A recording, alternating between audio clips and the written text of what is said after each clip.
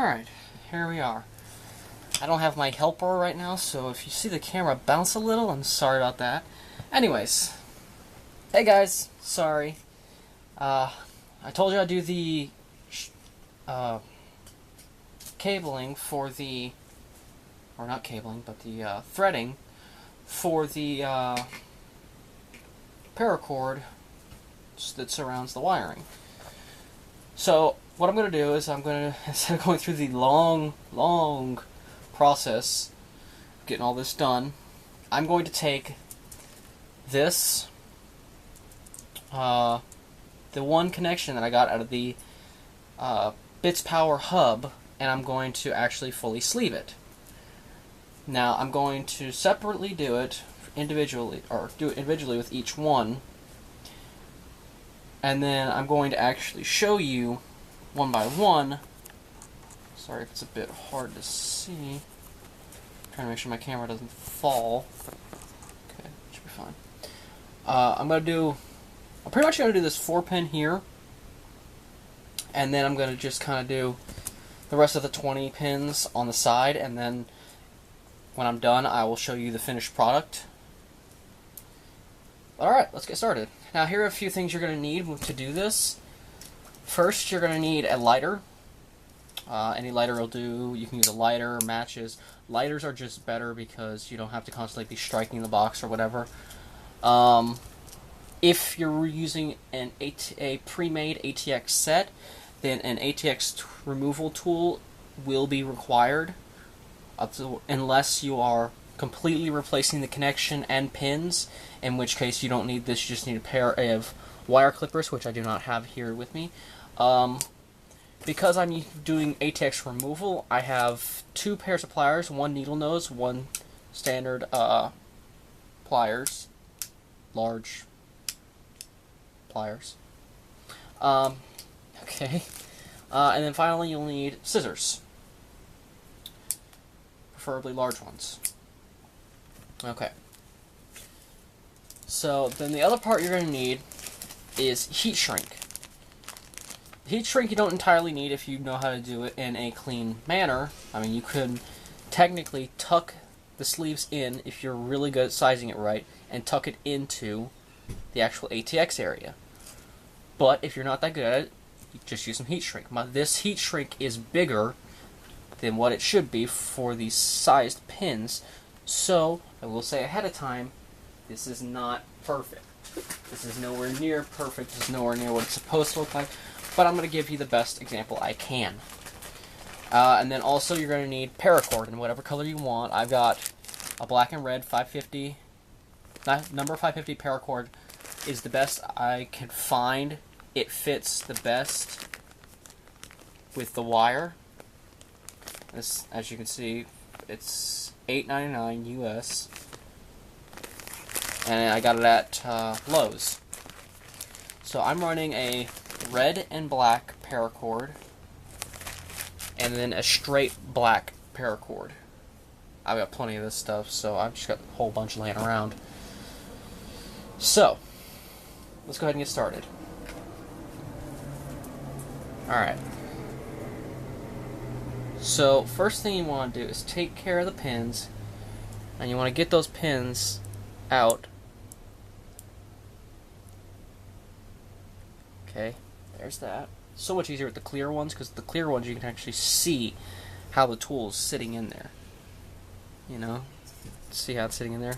There we go. Okay. So from here, we've got to take it, and we've actually got to take these little pins right here. If you can see them on the wall. Oop, I might need to get it in front of the lens. Okay, if you can see it on the wall, there's like little pins that are sticking out. So you got to take those small pins. This focus sucks. You got to take those small pins, and you've got to flatten them out, kind of. Not super flat, because if you make them too flat, you won't be able to use them anymore. Or they'll be a booger to get out. Very difficult to get out. Okay.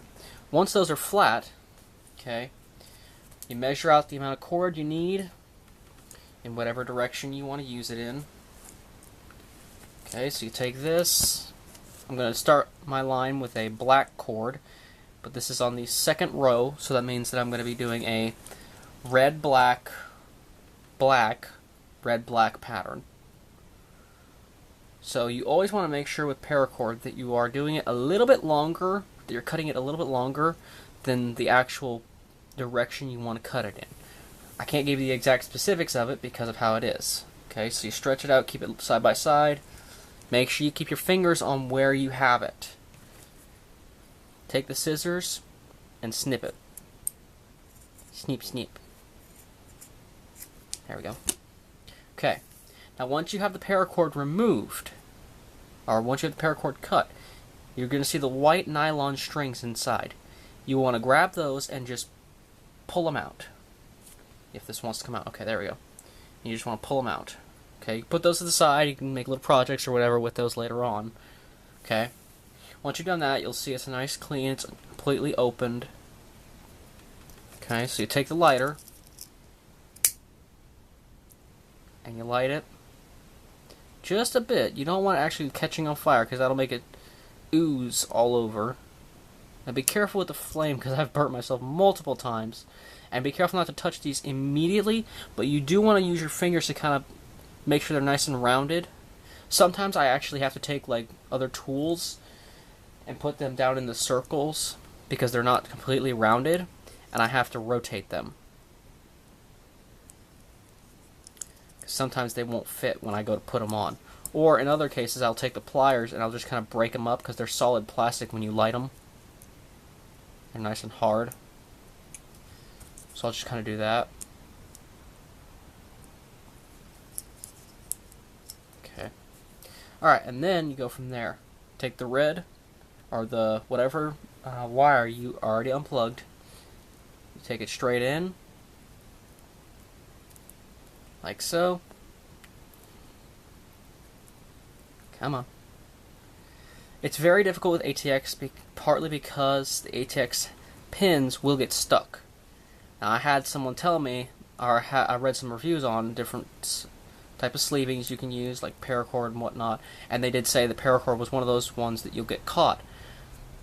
Normally, I don't have the issue because of the method I showed you earlier, but occasionally I will get it, and it's not even because I didn't cover them properly, it's because the paracord sometimes, I don't know what it is, but it'll get real wavy with it. And sometimes you just need to take it nice and easily. You just kind of weave it up and down and keep it from getting caught. It's the best method I've found, because if you squint it in like this, see, squint it in, it'll actually create a bulk, and it won't get caught. It's the best method I've found to handling it. But see, even that doesn't work sometimes, so you have to get a little tug if it gets caught. Don't tug it too hard, otherwise you'll start tearing into it again. Sometimes you just need to kind of move it around and pull on the fabric from one side to the other, and then it'll get it loose. You'll still have a little bit of a tug, but you'll get it out easier. And I am not liking how this is tugging. There we go. Nice and smooth now. You'll kind of get back and forth with some of your threading, and it'll be like, oh, it's great, and then the next moment you're like, oh no, it's stuck again. But for the most part, it looks pretty nice when you're done with it. And that's all that matters. It's just how it looks at the end. And if you can enjoy the fact that you put the effort into doing this, then it really doesn't matter. Now, some people that are really OCD, they will be like, oh my gosh, there's like 3 strands sticking out of my paracord. And in that case, just take the lighter, don't put it on the paracord, but just kind of put it around the areas that has thread sticking out or whatever. It'll straighten it out pretty well. I'll show you that as well.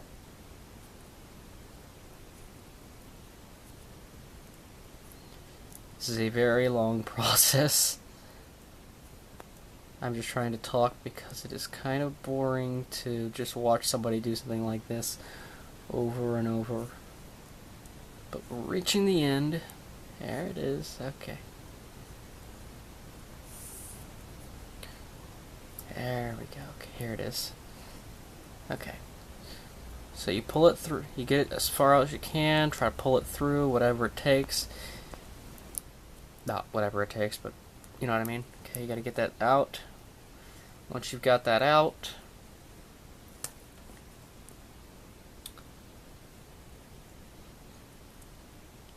come on.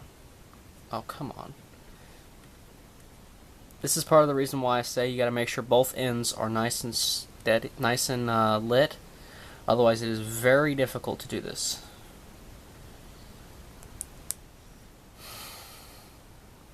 Okay, I'm gonna have to.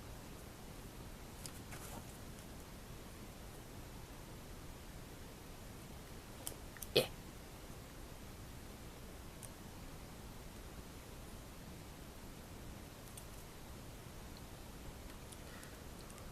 You can also squeeze it when it's around it, which is what I just did. And there we go. Got it off. Nice and loose. Alright.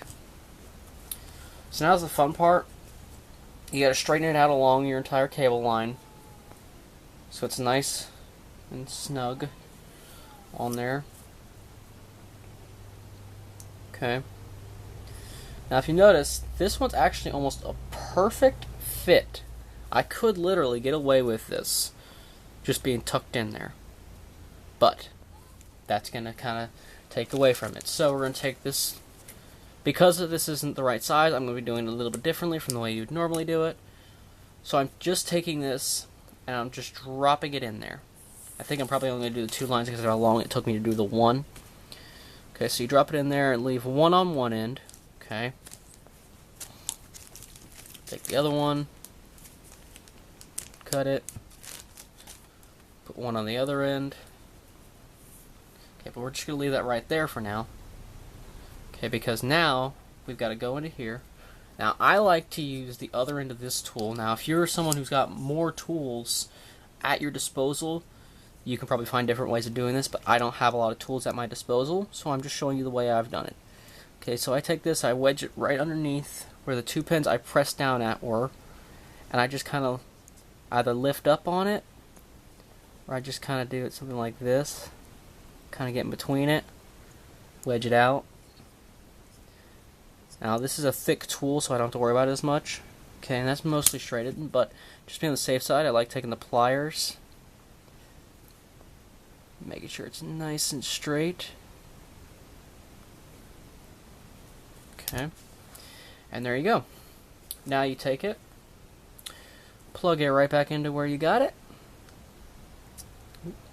Make sure it's right. No, is that not right? Okay, which way is right? Right. And come on, get in there.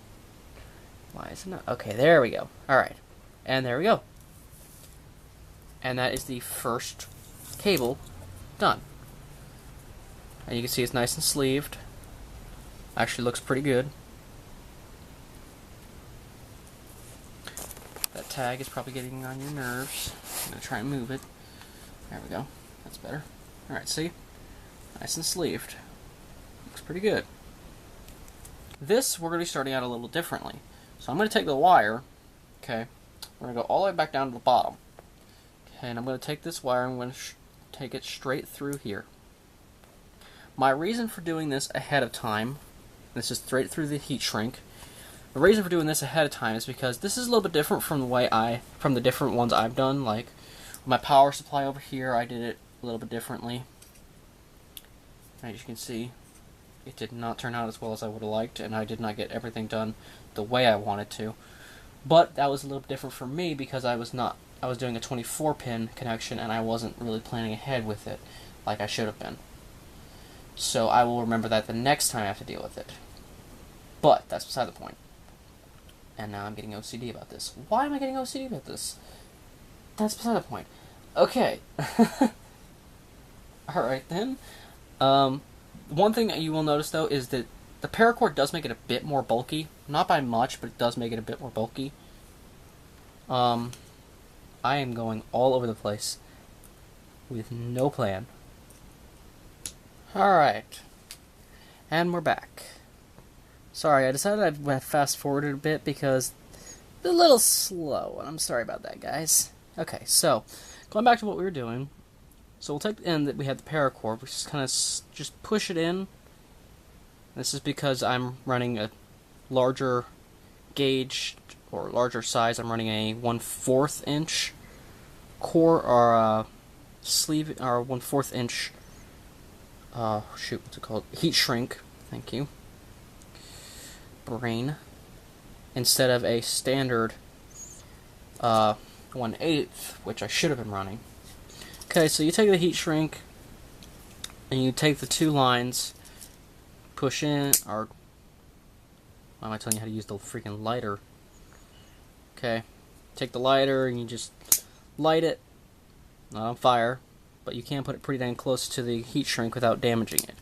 And you just kind of heat it up and it'll just melt the two paracords together and the two wires will melt, kind of. Okay, then go to the other side, do the same thing once you've got the cord back in place, but you got to take it, sleeve it through the heat shrink.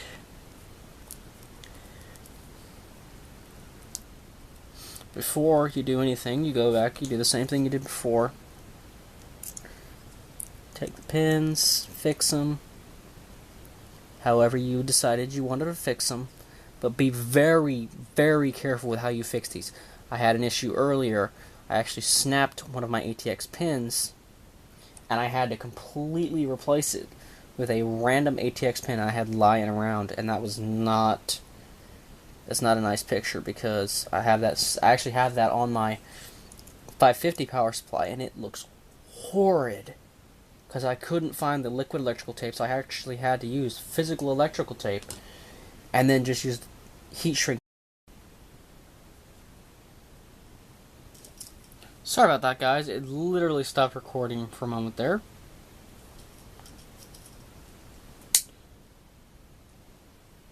I've actually been doing this for for about 29 minutes now. Start to finish. Believe it or not.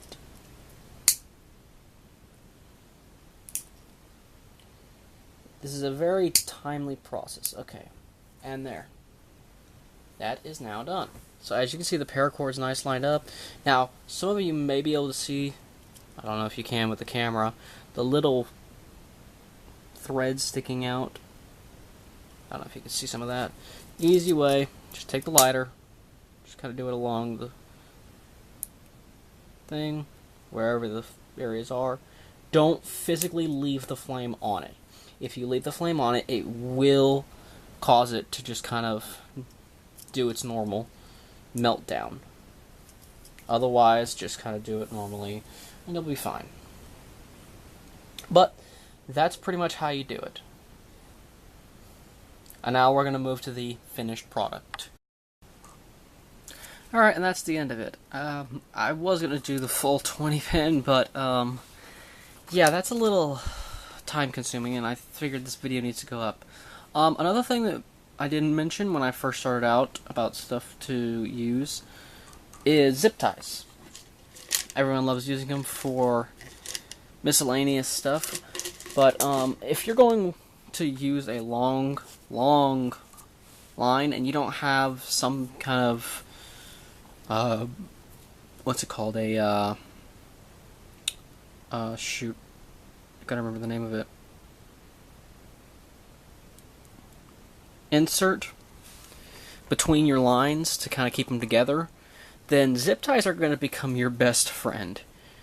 And make sure you get them in a good color that they're actually going to match your system. Like getting some black ones for a black line would be good, or red for a red system, or just kind of mixing them, matching them, depending on how you want to do your system. It all depends on the color type. I mean, if you could be going with a neon green system, but then you'd have to track down some neon green zip ties. But anyways, so just a simple way to get your stuff kind of neatened up, but also to make it look nice. It looks a lot better than the random colors of the... Yeah. And I figured I'd also show you over here. I had to redo the hub on here because, as I said, my dog got a hold of something. That's what he got a hold of. He yanked the line directly out of its solder which annoys me, but just means my solder wasn't good enough. And as also, you can see right here, I finished the 24 pin here. Not the best. It's actually really horrible, honestly. And I didn't do the color patterning right, because towards the end I tried stripping all of them to get it pre-set up, and I forgot I was supposed to be patterning it. Yeah, so it's red, red, red, kind of, at the end, and it's, yeah.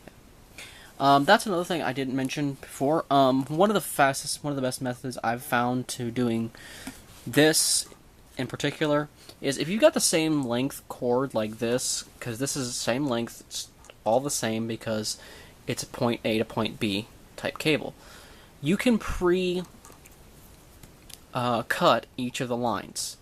You can take like one line that you know is the exact same length as all the other ones, and then just cut as many of them as you need out. So for mine, since I did a black, red, black pattern, then you would be taking a total of, let's see, it's a 24 pin, so you'd be taking about 12 of each line. So you'd need 12 cords, 12 black, 12 red, and then you'd have half and half, and you could pattern it any way you wanted. You could do it crossed patterned, which was one way I had thought about doing it, or do it like I did it, where it's just kind of black, just kind of straight up patterned on all the rows.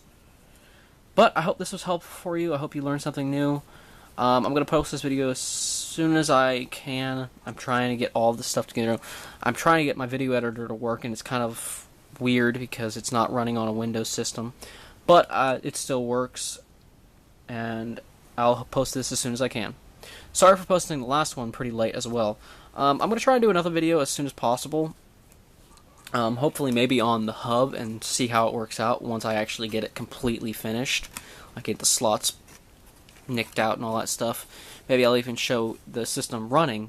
But I will also be getting liquid cooling system parts in soon, and I'm going to try and run that. But I don't know when I'm going to be able to get those in, because I'm a cheap... no, it's not that I'm cheap, it's that mailing prices are expensive. And it takes a while for the parts to get to where I am at, because I'm way down in southern United States, and most of it's on the southern United States, East Coast. Yeah. For those of you who can figure that out, I'm sure you can figure out where I'm at. Others, well, you'll figure it out at some point. But yeah, it makes it a little hard because most of the parts are made in northern, or they're made in the western coast, so it makes things a little harder to get to. Anyways, thanks for watching, and I hope this was of some value to you and you did learn something new. See you guys later.